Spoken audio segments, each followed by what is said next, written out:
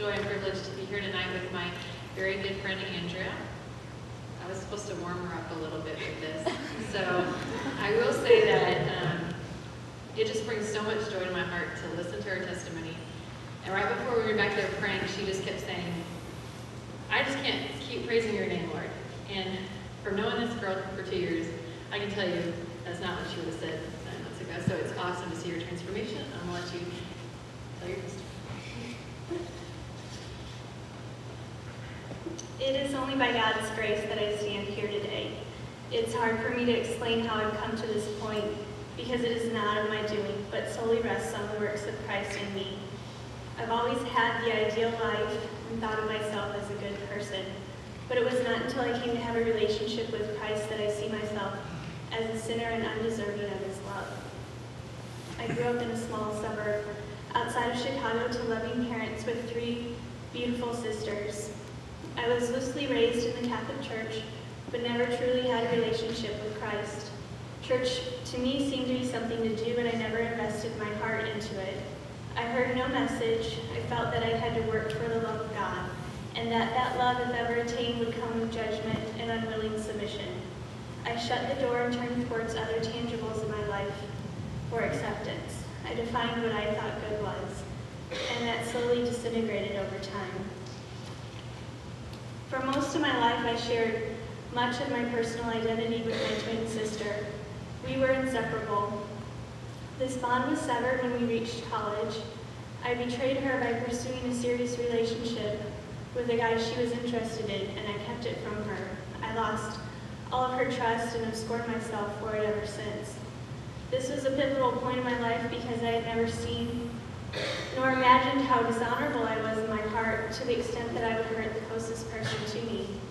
Because of this, I felt that I didn't deserve to be loved, because it caused others to hurt, and I lived with this shame and unworthiness for years. I became arrogant, self-righteous, and prideful. I would be the first person to judge someone else. I've used alcohol for years and sought attention from men for affirmation of self-worth. My life continued to go through cyclical phases of feeling depleted and shamed. I felt I had to outwardly prove my worth to others to gain acceptance. I was so lost. I moved to Dallas about 2 years ago by myself for a career. I thought that I had finally reached my ideal level of independence. I could take care of everything. I had no one to answer to or remain accountable to. I thought this was the clean slate that I had been wanting. A year in, I found myself alone, not able to reason my decisions, and still unable to satiate my desires. I was desperately searching. I started to attend the village last fall with April, who I had become friends with through work. I went out of curiosity and hoped it was another thing that I could cross off my list. I had deep anxiety early on. It was extremely uncomfortable to attend, but I kept coming. How could Jesus be the only way? I tried to fight this tension I was feeling inside and would, by my own reasoning.